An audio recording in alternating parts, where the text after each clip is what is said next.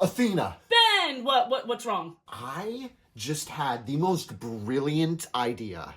Babe, I'm kind of busy right now. Can this So you wait? know the movie E.T. about the little boy who befriends the alien? Yeah, sure. And so you know how the titular alien, he looks kind of creepy, but he's actually a really sweet and just like a nice little guy? E.T., the titular bitchular, of course. What if he was actually just creepy? And also his mom was there, and his mom goes on like a killing spree. What are you talking about? And then, at the end of the movie, instead of helping the baby alien get home, they just shoot his mom and leave him abandoned in a forest.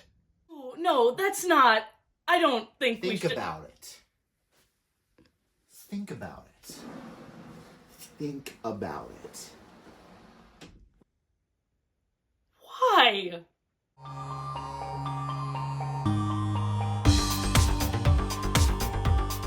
Happy New Year, and welcome to ShockOrama, your source for all things shock, schlock, and just plain bizarre. I'm Ben Sherman, and today we're looking at one of the most bizarre ripoffs I've ever seen. Extraterrestrial Visitors, aka Pod People, aka Los Nuevos Extraterrestres, is a difficult film to classify. Part alien invasion, part 80s slasher, part family sci-fi adventure. This film is 100% B-movie cheese fest.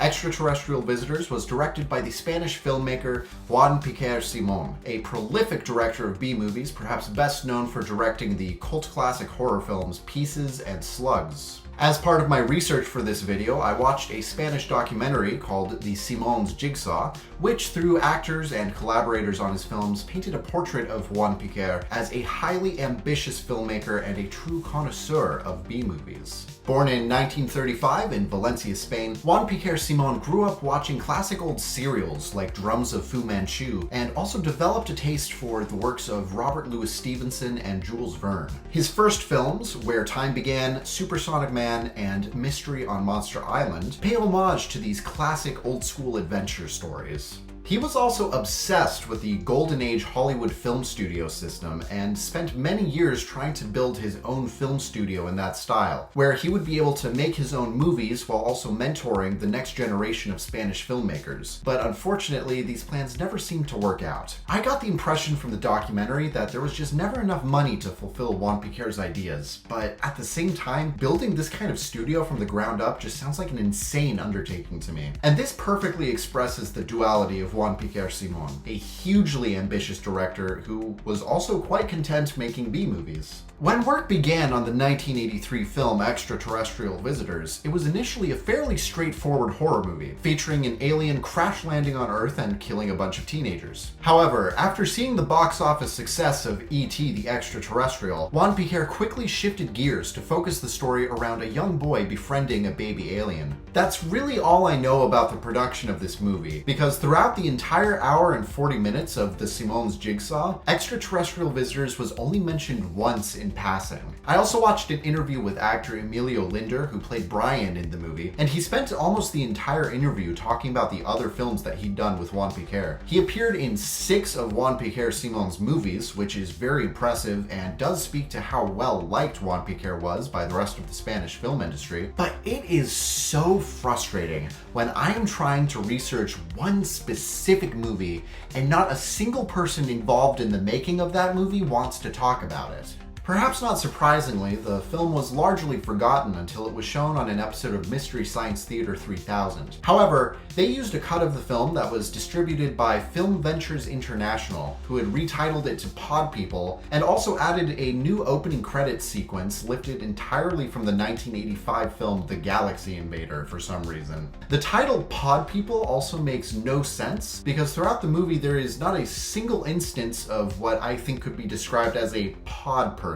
Regardless, if you're a fan of cheesy, so bad it's good sci-fi and horror, you will love this movie. So let's get out our star charts and plot a course to Extraterrestrial Visitors.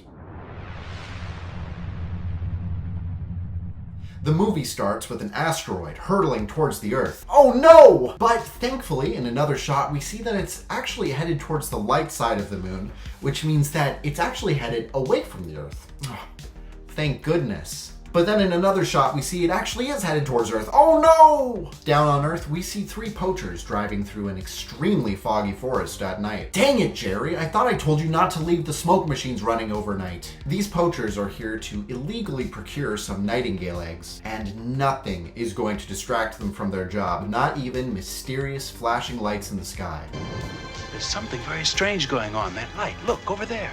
Didn't you hear me? Go get that damn ladder. Well, it might distract one of them, but definitely not those other 2. A little ways off in the same forest, we see a young boy woken up in his bedroom by a meowing kitten. And folks, I understand that this is an adorable animal in a horror, or the horror adjacent movie, but I am pleased to announce that nothing bad happens to the kitten.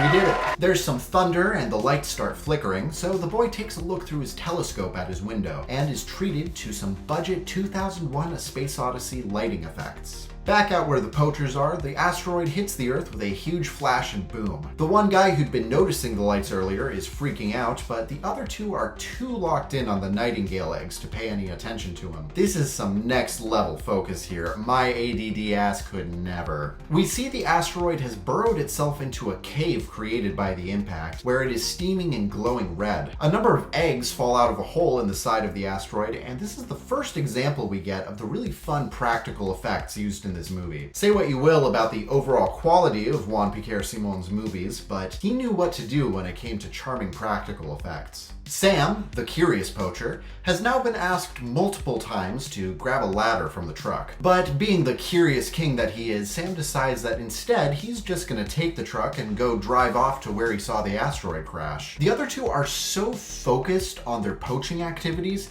that their first thought when Sam drives away is not, oh, Sam just went to go and investigate that weird explosion we all heard, but is instead, oh, Sam must be driving off to go alert the park rangers that we're poaching. This is a concerning level of tunnel vision. Sam makes it to the crash site and immediately enters the glowing red cave made by the meteor, as one does. Inside, he finds all of the alien eggs and immediately decides to pick one up and break it open, as one does. When he sees how gooey and gross the embryo on the inside looks, he goes on a rampage, smashing as many eggs as he can. Unfortunately for him, the mama alien has woken up, and the camera rushes in first-person perspective towards Sam, attacking him and killing him off screen. The other 2 poachers are making their way out on foot. They finally begin to suspect that something strange is happening when they notice that all of the local wildlife is acting much more skittish than usual. King around here isn't usually at all nervous. It's weird. Shows how much they respected Sam. They're literally paying more attention to wild animals than they did to him. Speaking of wild animals, we see a few glimpses of the angry mama alien waddling through the forest. The next morning, the little boy from earlier is examining a centipede specimen at the breakfast table. His uncle walks by and is thoroughly disinterested in the centipede until the boy calls it by its scientific name, at which point the uncle flies into a rage because he knows it is best to nip this nerd bullshit in the bud. To me, it's a centipede. It's always been called a centipede.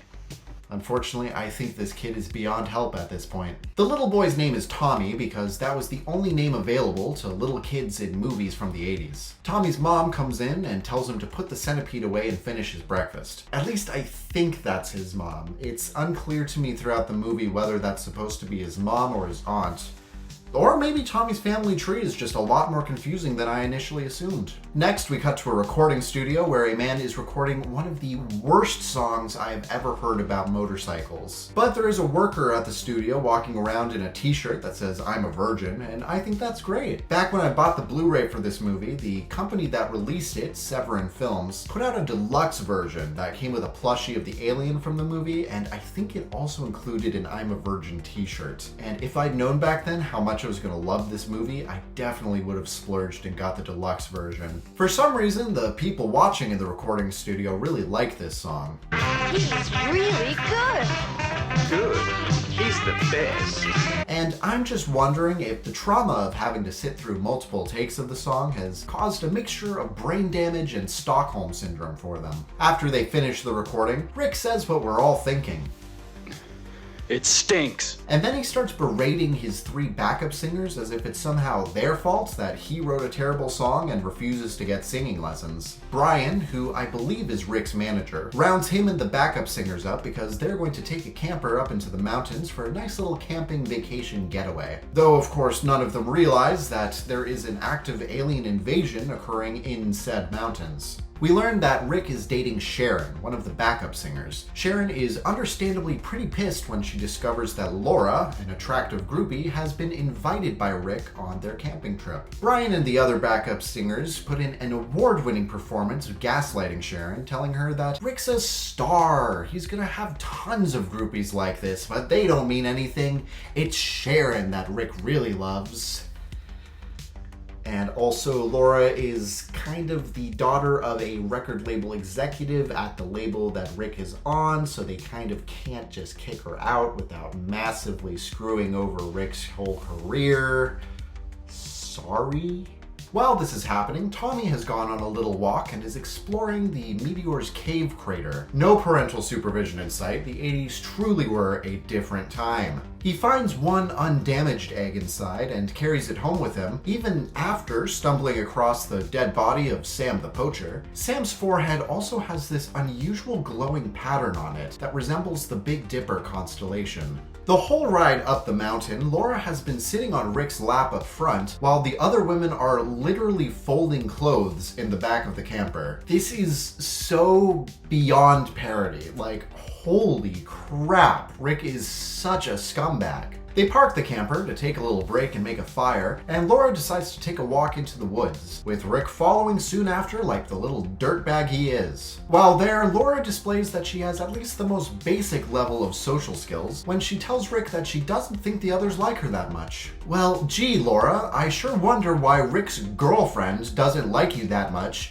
considering you've been sitting on his lap and flirting with him for the past couple hours. Everyone meets back at the campfire to eat, and the other women start mocking Laura to her face. Laura fires back at Sharon, saying that Rick likes her more than he likes Sharon, and then Laura runs off into the woods when Sharon throws her drink in her face. I do genuinely feel very bad for Sharon, but I also think she should be focusing more of her anger at Rick, since it's his fault that Laura's here in the first place, and also he's the one that's cheating on her. Laura runs into the 2 poachers in the woods and has a confusing encounter where one of them grabs her, the older one yells at him to let her go, and then they both chase her after he lets her go. Did you want to let her go or not? Make up your minds. Laura sees the angry mama alien as she's running and falls over a small cliff, which knocks her unconscious. The 2 poachers hear the others calling for Laura and decide to just book it out of there. The mama alien touches Laura's forehead before disappearing into the woods, and then the others find Laura and bring her back to the camper, then drive off to find a ranger station to get her help.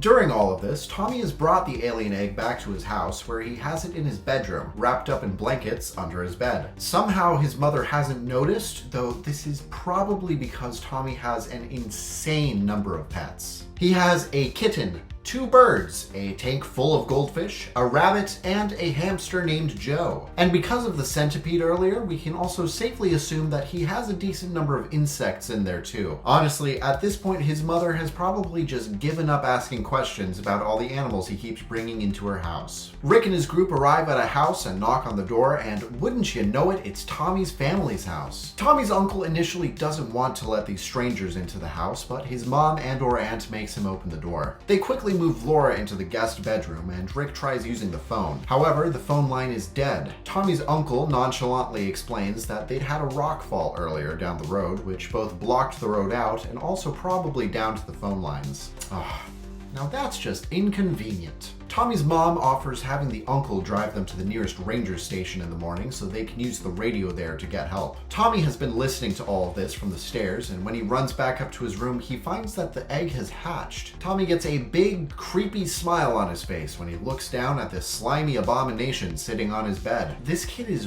weird. Also, now's as good a time as any to tell you that Tommy's bedroom set was actually the same set that was used in Juan Piquer-Simon's previous film, 1982's Pieces. Now, I bet you weren't wondering what those 2 poachers have been up to. Well, I'll tell you. They're sitting around a campfire out in the woods when the angry mama alien approaches them. One of the poachers says that the alien looks like a cross between a pig and a bear, which is true. but I think it looks more like a feral version of Alf. One of the poachers hides behind a boulder with a net while the other one tries distracting the alien in an attempt to catch it. Mama Alien doesn't care about that though and just throws the net away, so they try shooting her with a crossbow. This also doesn't get much of a reaction out of her and she just slowly waddles away. Back at the house, Tommy has named his alien baby Trumpy and is feeding him right next to his kitten. Now this may seem like a bold move considering the Alf comparison I just made, but we have nothing to worry about because as previously established, nothing bad happens to the kitten. Tommy also promises Trumpy that We're gonna have such fun. which, coming from him, sounds like a threat. Through the magic of a jump cut, Trumpy has also now grown from the size of a kitten to the size of a small child, which seems to be his species' full size since we later see that his mother is only about an inch taller than him. Sharon has been sleeping on a chair in Laura's room, and upon waking up, she discovers that Laura has died in her sleep. While everyone is in shock, Tommy's mom finally convinces Uncle Bill to take Brian to the nearest radio station to radio for help. If it's getting too tense and moody for you downstairs, don't worry, because upstairs Tommy is watching in amazement as Trumpy uses his psychic abilities to make all of the toys in his room dance and play music. Yay! Trumpy also stares hungrily at all of Tommy's pets with his cold, dead, unfeeling eyes. Yay? But he also eats peanuts by sucking them up his trunk like a vacuum. Yay! Tommy starts asking Trumpy about his mother and where he's from. Oh, yeah. It's easy to forget that Trumpy is a member of an alien race and his mother is currently on a killing spree nearby. Trumpy gestures to a star chart on Tommy's wall and points out the Big Dipper constellation, so we can probably assume that his home planet is somewhere in that area. Wait, how does Trumpy even know this? He was hatched on Earth. He doesn't even remember what space is like. Tommy goes to look through his telescope, and Trumpy uses his psychic powers to allow Tommy to look halfway across the world at animals in Africa. After some more cute shenanigans, including solving a jigsaw puzzle, in what I'm interpreting as a strange reference to Juan Piquer's previous film, Pieces, Tommy's mom finally gets suspicious about all the strange noises going on upstairs, and she comes into Tommy's room. Tommy hides Trumpy in the closet while his mom takes him downstairs. Uncle Bill and Brian are driving up the mountain road having an extremely awkward conversation where Bill is victim blaming Laura for not owning a gun, saying that if she did have one she would still be alive. What the hell, Bill? They've also been noticing that the road conditions have been getting steadily worse the farther they go, and eventually realize that they need to take a different route to get to the ranger station. Back at the house, one of the women starts complaining to Tommy's mom that the TV isn't working, and another woman chimes in saying that the radio has been making strange noises as well. Okay, time out. Y'all are only here out of the kindness of this woman's heart.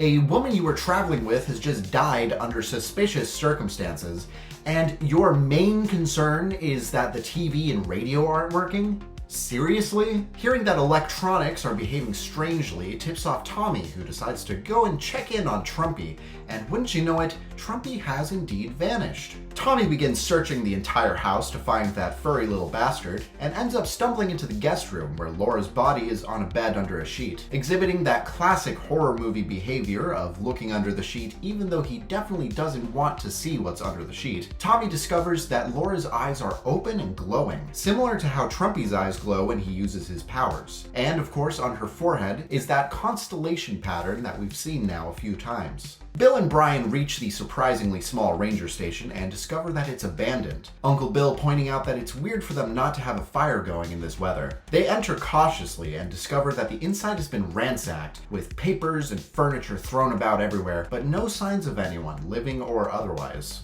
Bill looks into the other room and discovers the body of one of the two remaining poachers with that constellation mark glowing on his forehead. Bill recognizes him and knows he's a poacher, and hey, Uncle Bill? What's that about?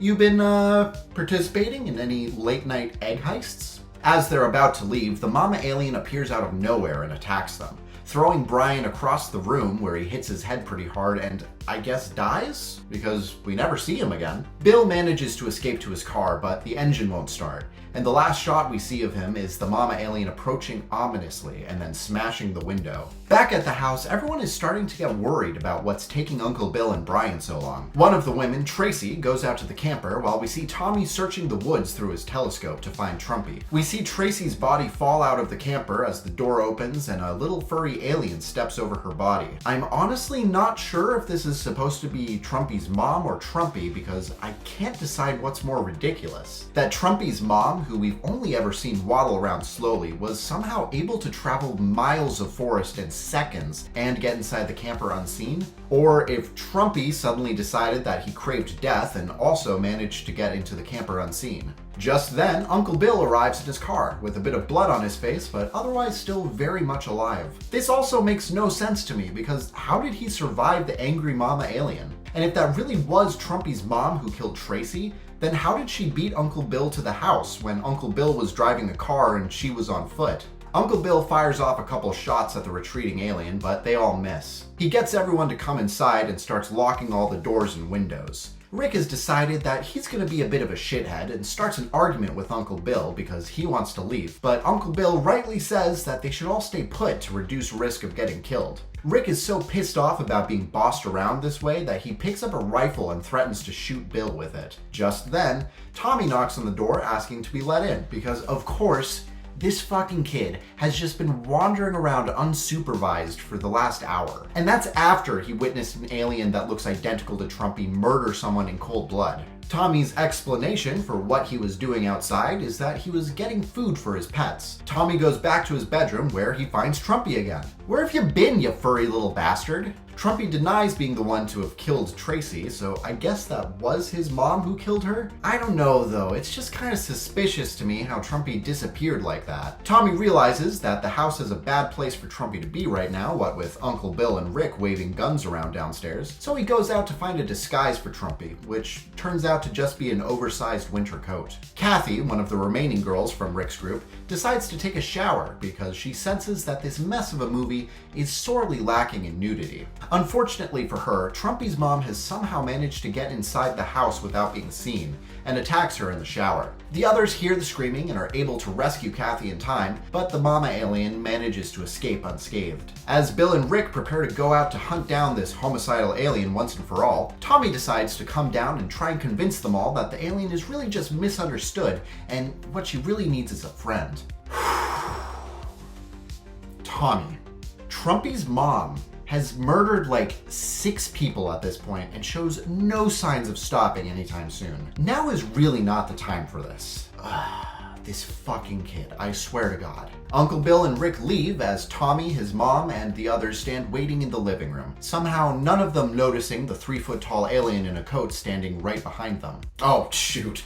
I spoke too soon. Tommy's mom finally notices Trumpy and points her gun at him, but Tommy jumps in between them. His mom tries reasoning with him, but Tommy eventually manages to run out of the house with Trumpy, so his mom and Sharon run after them with the gun. There's a long sequence of Bill and Rick chasing the mama alien, Tommy and Trumpy chasing after Trumpy's mom, and Tommy's mom and Sharon chasing after Tommy and Trumpy. Eventually, Tommy and Trumpy get separated. After wandering around in the foggy forest for a little while, Tommy runs into Trumpy's mom, who starts approaching him menacingly. But then Trumpy jumps in between them, saving Tommy just the way Tommy had saved him.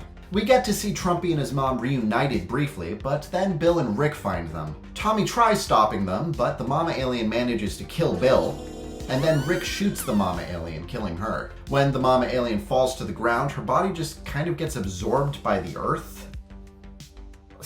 What is happening? Tommy turns to Trumpy and explains to him that it just won't work out. The others are too scared of him. Go away, Trumpy. I hate you. Go away. And then he just leaves with his mom and Rick and Sharon. We get one final shot of Trumpy standing alone in the forest, just to hammer home the fact that these people just essentially kidnapped him, murdered his mom, and then abandoned him in a forest with no way of ever getting back to his home planet. And I bet you people were worried this movie wasn't gonna have a happy ending. And now, if you'll excuse me, I'm gonna go check on my wife. Hey babe, what did you think of it? Babe? He didn't even get a photo to kill him his mom.